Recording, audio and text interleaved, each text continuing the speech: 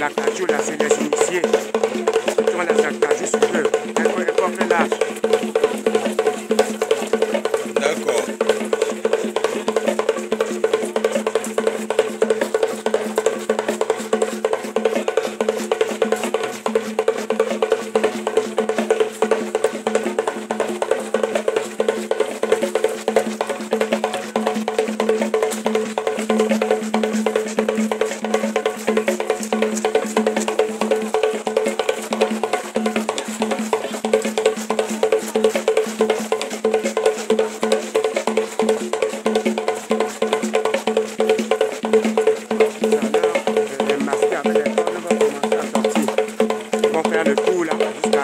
Après les initiés, n'est-ce pas? Oui, quand le rang s'y va finir, ils vont crier en bas de l'arbre ici. Allez.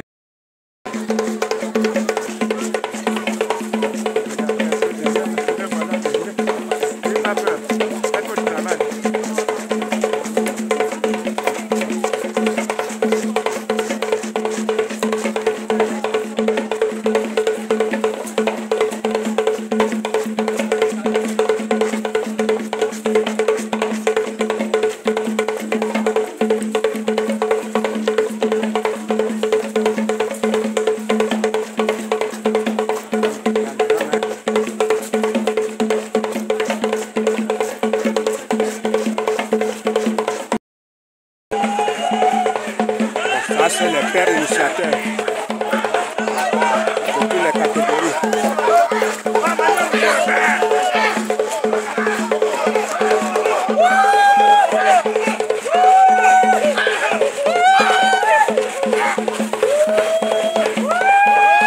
C'est fini.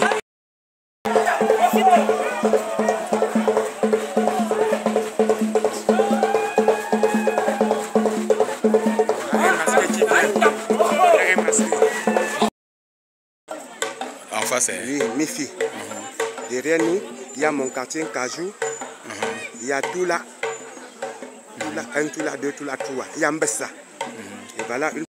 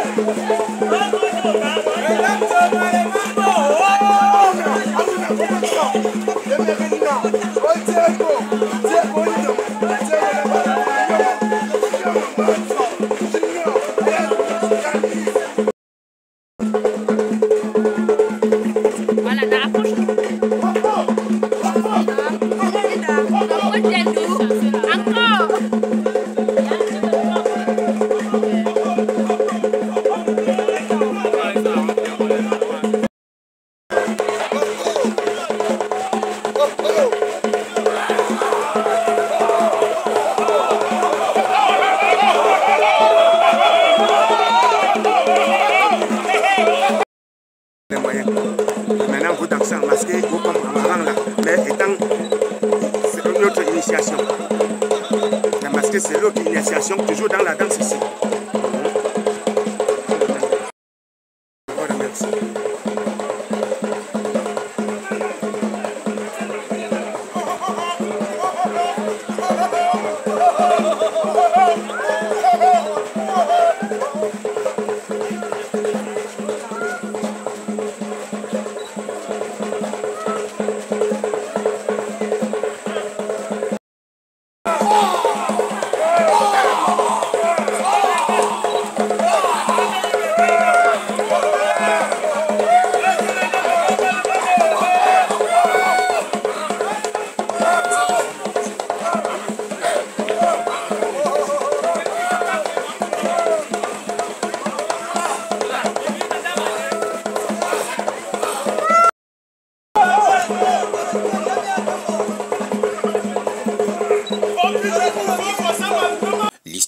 de la République du Tchad s'enrichit d'un nouveau coup d'État, alors qu'on croyait que le pays d'Hissène-Habré avait tourné le dos à cette sorte de prise de pouvoir par lâcheté.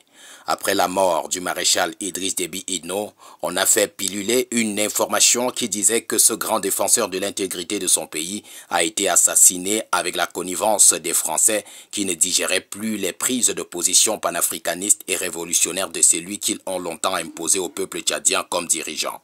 Même si cette information reste à vérifier, la coïncidence de certaines situations peuvent nous amener à faire une analyse quitte à confirmer ou infirmer l'ingérence de la France dans la gestion de ce pays. En revenant sur le lendemain du décès du maréchal Itno, on constate que tout allait bien au Tchad après cette mort inattendue de Déby, si bien qu'une nouvelle élection présidentielle a débouché sur la victoire de Mahamat Idriss de la dynastie Déby. Lui, qui a assuré la transition, a fini par remporter les élections dont il était candidat. Sauf que le nouvel homme fort du Tchad a choisi de marcher sur les traces de son prédécesseur en devenant le dirigeant qui doit révolutionner le Tchad. Et puisqu'une bonne révolution en Afrique passe forcément par une opposition farouche aux velléités françaises d'Afrique, il a boudé la France au point de demander le retrait immédiat de l'armée française au Tchad. C'est donc certainement ce retournement de la veste qui lui vaut ce coup d'État qui visiblement ne sera pas le dernier de son magistère. Ce nouveau putsch à la présidence tchadienne vient ainsi nous montrer que nous sommes au continent des Noirs, là où les balles sifflent toujours lorsqu'on parle du pouvoir. Ce type de mal s'est tellement enraciné en Afrique qu'on se demande si ceux qui peuplent ce continent sont des créatures de même nature que celles d'ailleurs. Mais il y a une chose qui mérite d'être exposée et même dénudée pour que l'on comprenne que ce ne sont pas les Africains qui initient les coups d'État en Afrique. Cette chose, c'est qu'il y a un pays ici au monde qui sombre depuis quelques lustres et qui avait pourtant pris l'habitude de garantir une vie de luxe à ses citoyens en spoliant l'Afrique de toutes ses ressources. Dans ce pays, les chômeurs sont payés, l'école est gratuite, la couverture santé est assurée pour tous les citoyens. Bref, c'est un endroit où il fait pratiquement beau vivre par rapport à l'Afrique. Ce pays est devenu ingérable depuis que le vent de la révolution souffle en Afrique et que bon nombre de dirigeants africains ont compris que le bien-être du continent passe par une résilience contre les manœuvres mafieuses de la France qui met tout le temps le continent à genoux. Voilà pourquoi chaque dirigeant de la France se doit de perpétrer le mal en Afrique s'il souhaite assurer un bien-être absolu aux Français qui l'ont élu. Vous comprenez pourquoi l'autre était obligé de tuer froidement Mouammar Kadhafi et d'envoyer Laurent Gbagbo à la haie. Cela lui a permis de terminer son magistère sans être boudé par les Français. Le semblant de condamnation dont Nicolas Sarkozy a écopé est tout simplement une manœuvre pour chanvrer les Africains au sujet de la mort de Kadhafi. Et à partir de maintenant, comprenons que les ressources de l'Afrique ont toujours été celles de la France depuis Mathusalem et que si ces ressources doivent désormais appartenir à l'ayant droit, c'est que l'usurpateur doit souffrir. En clair, c'est que tant que la France se portera à merveille, l'Afrique sera dans la misère et si c'est l'Afrique qui se porte bien, la France épousera la misère. C'est de ça qu'il s'agit.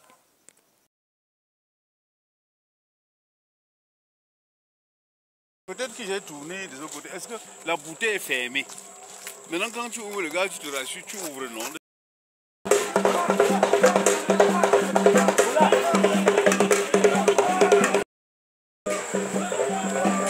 Je cherchais les détails.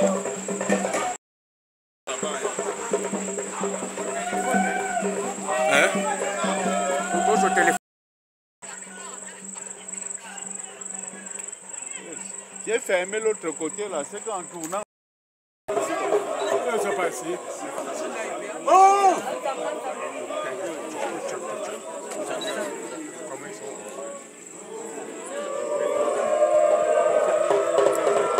C'est quelqu'un.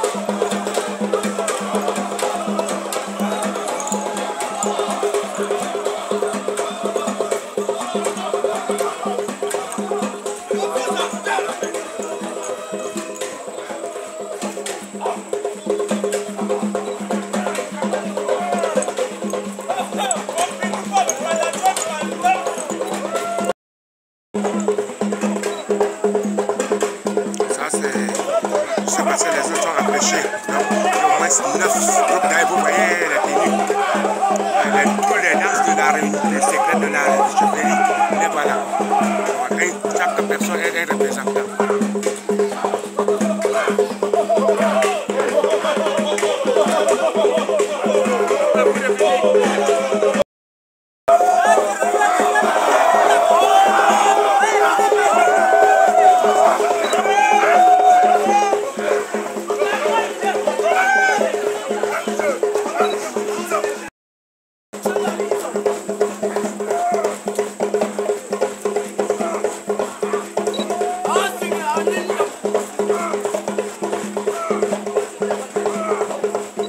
Je cherche papa, hein.